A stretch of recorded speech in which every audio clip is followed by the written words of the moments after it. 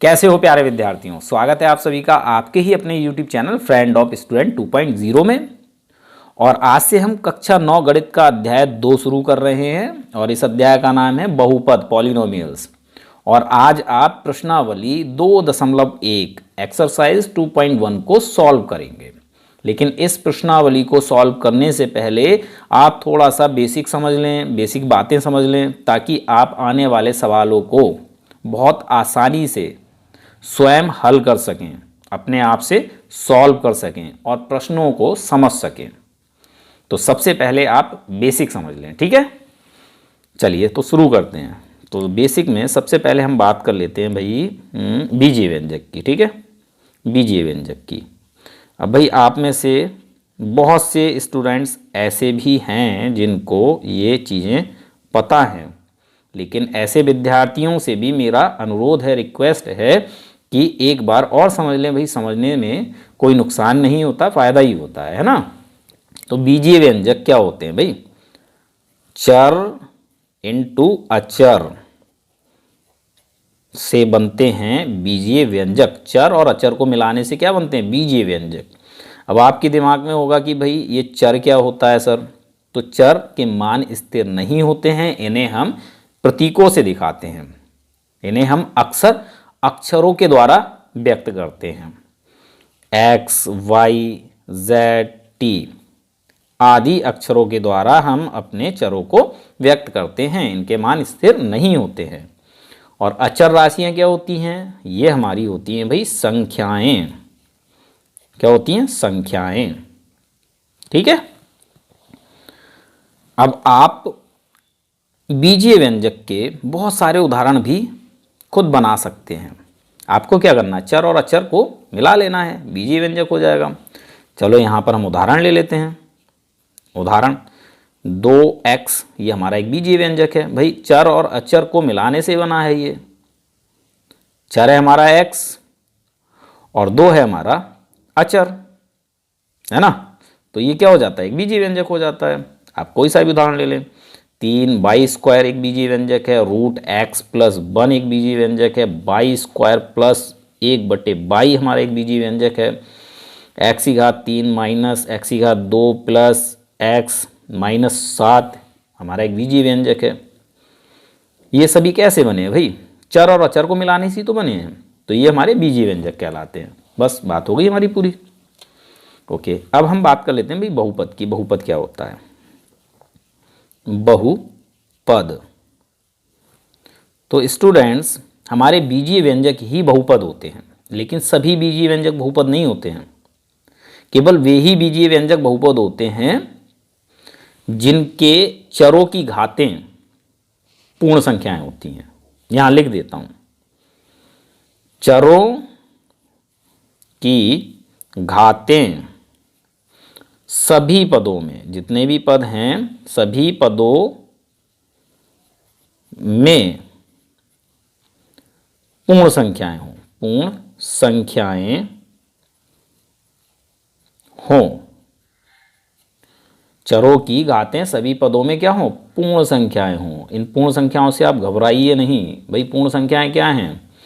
0 से शुरू होती हैं और ये अनंत हैं, है ना। ये हमारी पूर्ण संख्याएं हैं। 0, 1, 2, 3, 4, 5, 6, 7, 8, 9, 10, 11, 12 अनंत है ये। तो ये हमारी पूर्ण संख्याएं हैं।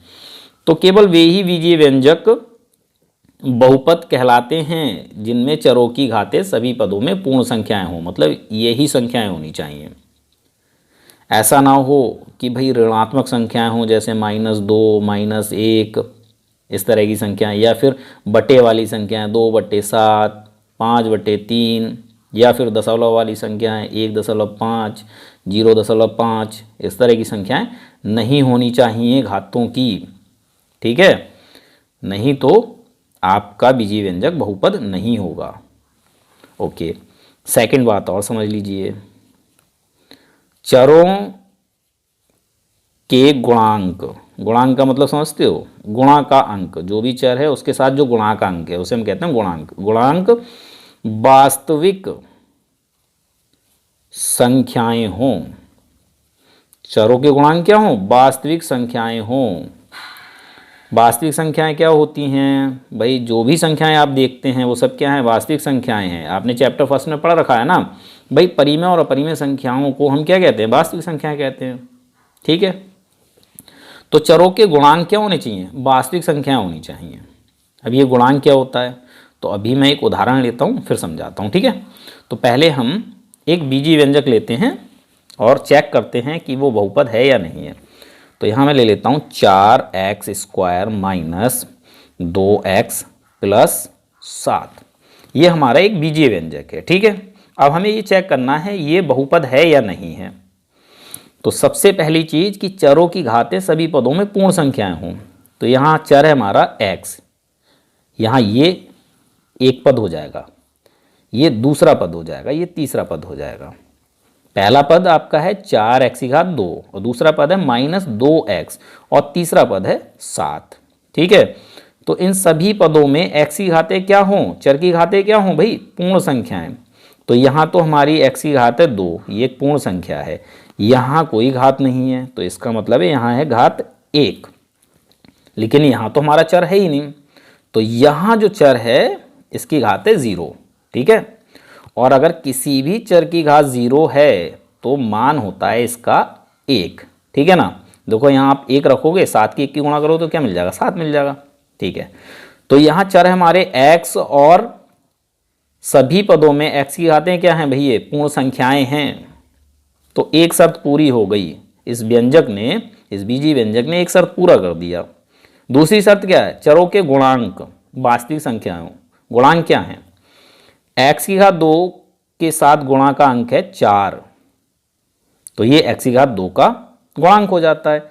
यहाँ x का गुणांक है -2 और यहाँ x की घात 0 का गुणांक है 7। ठीक है, इन्हें हम गुणांक कहते हैं। और ये सब क्या है? संख्याएं हमारी वास्तविक संख्याएं हैं। तो भाई दूसरी शर्त भी पूरी हो गई। तो ये जो है ना बीजीय व्यंजक, ये एक बहुपद है। ठीक है, समझ में आ गई बात? अगर बहुपद आपका x चर में दे रखा है तो आप बहुपद को px या qx या rx के द्वारा दिखा सकते हैं। ठीक है, और y चर में दिया है तो आप py या qy या ry के द्वारा दिखा सकते हो। ठीक है, तो ये भाई हमारे बहुपद होते हैं। अब हम थोड़ा सा आगे बढ़ते हैं और बात करते हैं बहुपद में चरों की संख्या। तो यहाँ मैं लिख लेता हूँ चरों की संख्या। भाई कोई बहुपद कितने चर में है, इसका क्या मतलब है? तो बहुपद में जितने चर होंगे, बहुपद में जितने चर होंगे, चर का मतलब अक्षर, बहुपद में जितने अक्षर होंगे, अक्षर, बहुपद उतने ही चर में होगा। उदाहरण से समझिए, 2x प्लस 3, तो इसमें बताइए कितने अक्षर हैं? केवल एक ही अक्षर है x, है ना। तो ये जो बहुपद है ये एक चर में बहुपद है। 2x प्लस 3y, इसमें कितने अक्षर हैं भाई? इसमें 2 अक्षर हैं, तो ये 2 चर में बहुपद हो गया। ठीक है, इसी प्रकार से x plus 2y minus z, तो इसमें 1 2 3 अक्षर हैं, तो ये 3 चर में बहुपद है। एक और उदाहरण लेते हैं और अब आपको बताना है भाई इसमें कितने चर हैं। 2x की घात 2 माइनस 7x प्लस 8, तो इसमें बताइए कितने चर हैं? ये बहुपद कितने चर में है?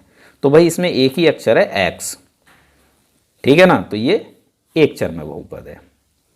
समझ में आ गई बात? ओके, अब हम थोड़ा सा आगे और बढ़ते हैं और अब हम बात करते हैं भाई पदों की, कि भाई एक पदी बहुपद, द्विपदी बहुपद, त्रिपदी बहुपद क्या होता है। तो यहाँ मैं लिख लेता हूँ पदों की संख्या। पदों की संख्या देखिए, उदाहरण से समझिए, 2x प्लस 1, तो इस बहुपद में 2 पद हैं। एक पद है हमारा 2x, ठीक है, और दूसरा पद है हमारा 1। तो इसमें कुल 2 पद हैं, तो ये द्विपदी है। क्या है ये? द्विपदी है। एक और उदाहरण लीजिए, -x+1। इसमें कितने पद हैं भाई? इसमें भी 2 पद हैं। एक पद है हमारा -x और दूसरा पद है हमारा 1। तो ये बहुपद भी क्या है भाई? द्विपदी बहुपद है। ऐसे बहुपद जिसमें 2 पद होते हैं द्विपदी बहुपद कहलाता है। अब देखिए, 2x² माइनस 3x प्लस 7। तो भाई इसमें कितने पद हैं? इसमें 1 2 3 पद हैं। पहला पद है 2x², दूसरा पद है -3x और तीसरा पद है 7। तो ये जो हमारा बहुपद है ये क्या है? त्रिपदी बहुपद है, त्रिपदी। ठीक है। अगर मैं कहूँ 2y, ये कैसा बहुपद है भाई? इसमें केवल एक ही बहुपद है, तो ये एक पदी बहुपद है। ये है एक पदी, ये है त्रिपदी और ये है द्विपदी। ठीक है, जितने पद होंगे उतने ही पदों का बहुपद कहलाता है। ओके, चलिए अब हम नेक्स्ट पेज पर चलते हैं। तो स्टूडेंट्स, आपको एक पदी, द्विपदी, त्रिपदी समझ में आ गया। अब हम बात करते हैं बहुपद की घात। क्या चीज? बहुपद की घात। बहुपद की घात क्या होती है? तो बहुपद में चर की जो सबसे बड़ी घात होती है वही बहुपद की घात कहलाती है। यहां लिख देता हूं, चर की सबसे बड़ी घात, सबसे बड़ी घात बहुपद की घात कहलाती है। उदाहरण से समझिए, 3y की घात 3 माइनस 2y की घात 2 प्लस y प्लस 9। तो इसमें चर हमारा क्या है? y। ठीक है, y की सबसे बड़ी घात क्या है भाई? 3। यहाँ 2 है, यहाँ 1 है और यहाँ y की घात 0 है। तो सबसे बड़ी घात क्या हो गई? 3। तो इस बहुपद की घात क्या हो जाती है भाई? 3। ठीक है, 2x² माइनस 7x प्लस 2। इसमें चर है हमारा x और x की सबसे बड़ी घात है 3। तो इस बहुपद की घात क्या हो जाती है भाई? 2 है बड़ी घात, तो यहाँ हो जाती है घात 2। ठीक है, इस बहुपद की घात हो जाती है 2। अगर मैं कहूँ y+1, तो यहाँ पर हमारा चर है y, है ना, और y की घात है यहाँ 1 और यहाँ है 0। तो बड़ी घात क्या हो गई भाई? 1। तो इस बहुपद की घात क्या है? 1। ठीक है, बात आ गई समझ में? ओके, तो अब हम लास्ट में रैखिक बहुपद, द्विघाती बहुपद, त्रिघाती बहुपद, ऐसे ही आगे किन्हें कहते हैं ये समझ लेते हैं। ठीक है, तो सबसे पहले हम बात कर लेते हैं रैखिक बहुपद की। बहुपद, रैखिक बहुपद क्या होता है? ऐसा बहुपद जिसमें चर की सबसे बड़ी घात 1 हो। चर की सबसे बड़ी घात, सबसे बड़ी घात 1 हो, ऐसे बहुपद को हम कहते हैं रैखिक बहुपद। उदाहरण के लिए हम ये ले सकते हैं y+1। तो इसमें हमारा चर क्या है? y है। यहाँ y की घात 1 है, यहाँ y की घात 0 है, तो बड़ी घात 1 हो गई। तो ये जो बहुपद है ना, ये हमारा रैखिक बहुपद है।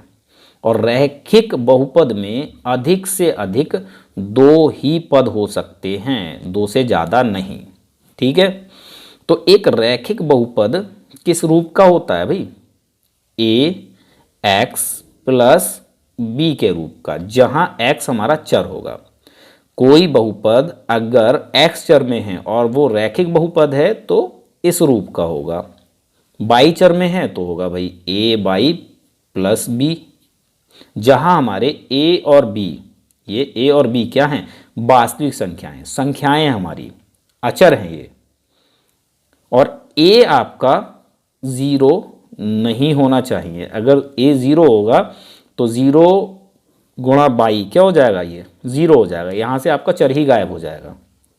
ठीक है, तो एक चर में बहुपद, एक चर में नहीं, रैखिक बहुपद। तो रैखिक बहुपद आपका इस रूप का होता है, ए एक्स प्लस बी के रूप का।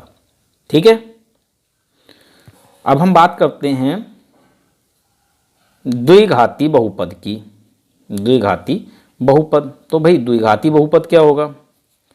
अगर रैखिक बहुपद हमारा ऐसा बहुपद होता है जिसमें चर की सबसे बड़ी घात एक होती है, तो द्विघाती बहुपद क्या होगा भाई? चर की सबसे बड़ी घात दो हो, ऐसा बहुपद द्विघाती होता है।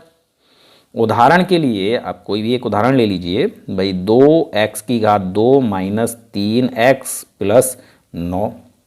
तो यहाँ चर है हमारा x और x की सबसे बड़ी घात है 2। तो ये जो बहुपद है ना, ये द्विघाती बहुपद है। और द्विघाती बहुपद किस रूप का होता है भाई? इसमें कितने पद हैं? 1 2 3। भाई द्विघाती बहुपद में अधिक से अधिक 3 ही पद हो सकते हैं, इससे ज़्यादा नहीं। तो ये किस रूप का हो जाएगा भाई? ये हमारा a हो जाएगा, ए एक्स स्क्वायर, अगर x चर में है तो। ठीक है, A X square plus B X plus ये हमारा अचर है c हो जाएगा। तो भाई द्विघाती बहुपद इस रूप का होता है, A X square plus B X plus C, जहाँ x आपका क्या है? चर है, और a b c ये तीनों ही हमारी संख्याएं हैं, वास्तविक संख्याएं, जिसमें a आपका 0 नहीं होना चाहिए। अगर मान लो बाई चर में बहुपद है तो हम बोलेंगे इसको a Y square plus B Y plus C. ठीक है, इस रूप का होगा आपका द्विघाती बहुपद। त्रिघाती बहुपद, भाई त्रिघाती बहुपद क्या होता है? ऐसा बहुपद जिसमें चर की सबसे बड़ी घात कितनी हो स्टूडेंट्स? 3 हो, त्रिघाती बहुपद कहलाता है। उदाहरण ले लीजिए एक भाई, 7 एक्स की घात 3 माइनस 2 एक्स की घात 2 प्लस 5 एक्स माइनस 11, ये हमारा एक त्रिघाती बहुपद है। क्यों है बताइए? इसमें चर है हमारा x और x की सबसे बड़ी घात क्या है भाई? 3 है ना। तो ये हमारा एक त्रिघाती बहुपद है, और त्रिघाती बहुपद में अधिक से अधिक कितने पद हो सकते हैं? देखिए 1 2 3 4, अधिक से अधिक 4 ही पद हो सकते हैं, इससे ज़्यादा नहीं, 4 पद। ठीक है, तो त्रिघाती बहुपद किस रूप का होगा भाई? a एक्स की घात 3 प्लस b एक्स की घात 2 प्लस c एक्स और प्लस d। अगर बहुपद x चर में है, बाई चर में होगा तो क्या होगा? a बाई की घात 2 प्लस a बाई की घात 3 है ना, a बाई की घात 3, b बाई की घात 2 और c बाई प्लस d। तो यहाँ तो हमारा ये क्या है? x चर में है, तो त्रिघाती बहुपद हमेशा इस रूप का होता है, a एक्स की घात 3 प्लस b एक्स की घात 2 plus c x plus d, जहाँ a b c d ये हमारी वास्तविक संख्याएं हैं और a हमारा 0 नहीं है। ठीक है, बात आगे समझ में आपको? ओके, अब देखिए एक चीज़ और बताइए मुझे, 2 3 माइनस 7 9, क्या ये बहुपद हैं? तो बिल्कुल ये भी हमारे बहुपद हैं, लेकिन इनमें चर नहीं है। तो ये कैसे बहुपद हैं? अचर बहुपद हैं। और अचर बहुपद की घात क्या होती है भाई? 0। अचर बहुपद की घात क्या होती है? 0। क्यों होती है? देखो इसमें कोई चर नहीं है, मान लेते हैं इसमें हमारा चर है x, तो यहाँ x की घात है 0। ठीक है भाई, चर की जो सबसे बड़ी घात होती है वही घात बहुपद की होती है, तो यहाँ चर की घात 0 है, तो इस बहुपद की घात क्या हो जाएगी? 0। और मैंने अभी आपको बताया ना, किसी भी चर की घात अगर 0 है तो मान होता है 1। तो अगर आप 2 गुणा x की घात 0 के स्थान पर इसका मान रख देते हो तो आपको क्या मिलेगा भाई? 2 ही तो मिलेगा, है ना। तो ये हमारे अचर बहुपद होते हैं और इनकी घात होती है 0। ठीक है, चलिए अब हम अपनी प्रश्नावली को देखते हैं क्या है। तो स्टूडेंट्स, प्रश्नावली 2.1 का पहला सवाल है, निम्नलिखित व्यंजकों में कौन कौन एक चर में बहुपद है, कौन कौन नहीं है, कारण के साथ अपने उत्तर दीजिए। तो हमें इसमें ये 5 व्यंजक दिए हैं, हमें बताना है इनमें कौन कौन एक चर में बहुपद हैं और कौन नहीं है, साथ में कारण भी लिखना है। तो चलिए प्रश्न नंबर 1 को सॉल्व करते हैं। तो स्टूडेंट्स फर्स्ट पार्ट में आपको व्यंजक दिया है 4x² माइनस 3x प्लस 7। तो सबसे पहले तो आपको ये चेक करना है ये बीजीय व्यंजक बहुपद है या नहीं है। तो इसके लिए आप क्या करेंगे, चर की घातें और चर के गुणांकों को देखेंगे। ठीक है, चर है इसमें x, तो यहाँ x की घात है 2, यहाँ x की घात है 1 और यहाँ x की घात है 0। तीनों ही पदों में x की घातें क्या है भाई, पूर्ण संख्याएं हैं। ठीक है, और साथ ही इनके गुणांक क्या हैं, x की घात 2 का गुणांक 4 है, x का गुणांक -3 है और यहाँ x की घात 0 का गुणांक है 7। तो ये गुणांक भी कैसे हैं, वास्तविक संख्याएं। तो इस बीजीय व्यंजक ने दोनों ही शर्तों को पूरा कर दिया, तो ये एक बहुपद हो गया। ठीक है, और साथ ही हमें ये बताना ये एक चर में है या नहीं है। तो इसमें कितने अक्षर हैं भाई, एक ही अक्षर है x, तो ये एक चर में बहुपद है। ठीक है, अच्छा अब आपको कारण किस प्रकार से लिखना है। तो आपको लिखना है चूंकि 4x की घात 2 माइनस 3x प्लस 7 में केवल एक ही चर x है जिसकी सभी पदों में घातें, कितने पद हैं भाई इसमें, 3 पद हैं, और तीनों ही पदों में x की घातें क्या हैं, घातें पूर्ण संख्याएं हैं, पूर्ण संख्याएं हैं, और गुणांक वास्तविक संख्याएं हैं, वास्तविक संख्याएं हैं। ठीक है, ये आपका कारण हो जाएगा।